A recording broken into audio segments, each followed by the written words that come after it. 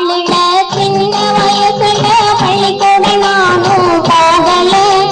அப்பாவும் படிக்கல அப்பாலும் படிக்கல. படிப்பின் அவசியம் தெரியல. படிப்பின் அவசியம் தெரியல.